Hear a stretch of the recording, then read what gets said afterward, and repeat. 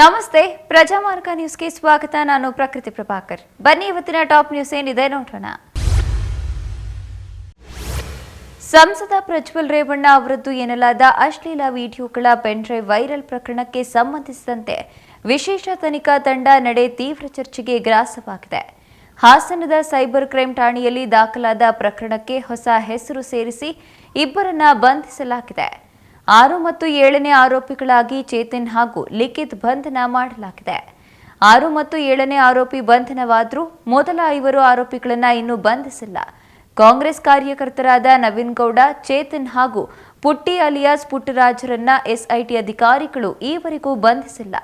ಅಲ್ಲದೆ ಪೆನ್ಡ್ರೈವ್ ಹೊಂದಿದ್ದ ಮೂಲ ವ್ಯಕ್ತಿಯಾಗಿರುವ ಸಂಸದ ಮಾಜಿ ಕಾರು ಚಾಲಕನನ್ನ ಕೂಡ ತನಿಖಾ ತಂಡ ವಶಕ್ಕೆ ಪಡೆಯದೇ ಇರುವುದು ಕುತೂಹಲವನ್ನ ಮೂಡಿಸಿದೆ. ಮಹಿಳೆಯರ ಮೇಲೆ ಲೈಂಗಿಕ ದೌರ್ಜನ್ಯವೆಸಗಿರುವ ಅಶ್ಲೀಲ ವಿಡಿಯೋ ಪ್ರಕರಣದ ಆರೋಪ ಹೊತ್ತು ಜರ್ಮನಿಯಲ್ಲಿರುವ ಹಾಸನದ ಸಂಸದ ಪ್ರಜ್ವಲ್ ರೇವಣ್ಣ ಕೊನೆಗೂ ಬೆಂಗಳೂರಿಗೆ ಬಂದಿಲ್ಲ. ನಿನ್ನೆ ಕೊನೆ ಕ್ಷಣದಲ್ಲಿ ಅವರು ಟಿಕೆಟ್ ಬುಕ್ ಮಾಡಿ ಮಧ್ಯರಾತ್ರಿ ವಿಮಾನವೇರಿ ಬರಬೇಕಾಗಿತ್ತು. ಈ ನಿಟ್ಟಿನಲ್ಲಿ ಎಸ್ಐಟಿ ಅಧಿಕಾರಿಗಳು ಕೆಂಪೇಗೌಡ ಏರ್ಪೋರ್ಟ್ನಲ್ಲಿ ಕಾದು ಕುಳಿತಿದ್ರು.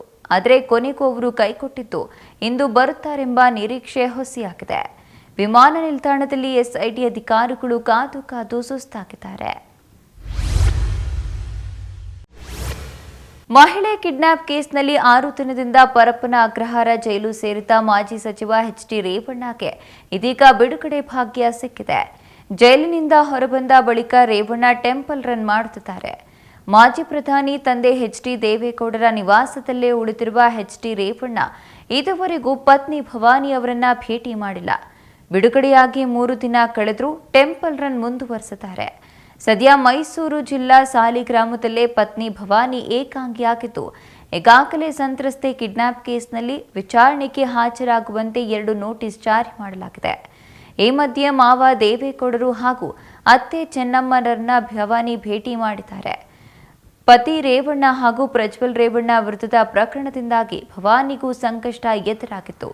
ಲೈಂಗಿಕ ಕಿರುಕುಳ, ಕಿಡ್ನಾಪ್ 2 ಕೇಸ್ನಲ್ಲೂ ಭವಾನಿ ರೇವಣ್ಣ ಹೆಸರು ಉಲ್ಲೇಖವಾಗಿದೆ. ಭವಾನಿ ಕರೆದ್ರು ಅಂತ ಹೇಳಿಯೇ ಮಹಿಳೆಯನ್ನ ಕಿಡ್ನಾಪ್ ಮಾಡಿರುವ ಆರೋಪವಿದೆ. ಏರ್ ಇಂಡಿಯಾ ವಿಮಾನದ ಟಾಯ್ಲೆಟ್ನಲ್ಲಿದ್ದ ಟಿಶ್ಯೂ ಪೇಪರ್ನಲ್ಲಿದ್ದ ಬಾಂಬ್ ಬೆದರಿಕೆ ಸಂದೇಶವು ಕೆಲಕಾಲ ಆತಂಕ ಸೃಷ್ಟಿಸಿತ್ತು. ಈ ವಿಮಾನವು ದೆಹಲಿಯಿಂದ ವಡೋದರಾಗೆ ಹೊರಟಿತು. ರಾತ್ರಿ 7:30 ವೇಳೆಗೆ ವಿಮಾನದ ಟಾಯ್ಲೆಟ್ಗೆ ಹೋಗಿದ್ದ ಪ್ರಯಾಣಿಕರೊಬ್ಬರಿಗೆ ಈ ಟಿಶ್ಯೂ ಸಿಕ್ಕಿದೆ. ಬೆದರಿಕೆ ಸಂದೇಶ ನೋಡಿದ ತಕ್ಷಣ ಇಡೀ ವಿಮಾನವನ್ನ ಒಮ್ಮೆ ಸಂಪೂರ್ಣವಾಗಿ ಪರಿಶೀಲಿಸಲಾಯಿತು. ಆದರೆ ಅನುಮಾನಾಸ್ಪದವಾದ ವಸ್ತುಗಳು ಯಾವುದೂ ಪತ್ತೆಯಾಗಿಲ್ಲ. ಮ್ಯಾಕ್ಸ್ ಚಿತ್ರದ ಕೊನೆಯ ದಿನದ ಶೂಟಿಂಗ್ ವಿಡಿಯೋವನ್ನ ಹಂಚಿಕೊಂಡು ಚಿತ್ರತಂಡಕ್ಕೆ ಸುದೀಪ್ ಧನ್ಯವಾದ ತಿಳಿಸಿದ್ದಾರೆ. ಇದು ಸುದೀರ್ಘ 10 ತಿಂಗಳ ಪ್ರಯಾಣವಾಗಿದೆ. ನಾನು ಪ್ರತಿ ಕ್ಷಣ ಎಂಜಾಯ್ ಮಾಡಿದ್ದೇನೆ. ಅದ್ಭುತ ತಂಡ ಮತ್ತು ಕಲಾವಿದರ ಜೊತೆ ಕೆಲಸ ಮಾಡಿರುವುದಾಗಿ ತಿಳಿಸಿದ್ದಾರೆ. ನನ್ನ ಚೆನ್ನಾಗಿ ಹೋಸ್ಟ್ ಮಾಡಿದ್ದಕ್ಕಾಗಿ ಧನ್ಯವಾದಗಳು ಧನು ಸರ್ ಎಂದು ಸುದೀಪ್ ಬರೆದುಕೊಂಡಿದ್ದಾರೆ. ನಿರ್ದೇಶಕ ವಿಜಯ್ಗೆ ಸುದೀಪ್ ಥ್ಯಾಂಕ್ ಯು ಎಂದಿದ್ದು, ಈ ಮೂಲಕ ಮ್ಯಾಕ್ಸ್ ಸಿನಿಮಾ ಕಡೆಯ ದಿನ ಶೂಟಿಂಗ್ ವಿಡಿಯೋ ಶೇರ್ ಮಾಡಿದ್ದಾರೆ.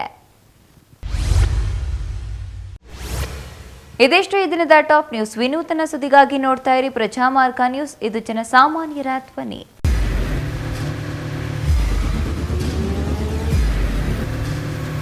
ಪ್ರಜಾಮಾರ್ಗ ನ್ಯೂಸ್, ಇದು ಜನಸಾಮಾನ್ಯರ ಧ್ವನಿ. ನಮಸ್ಕಾರ.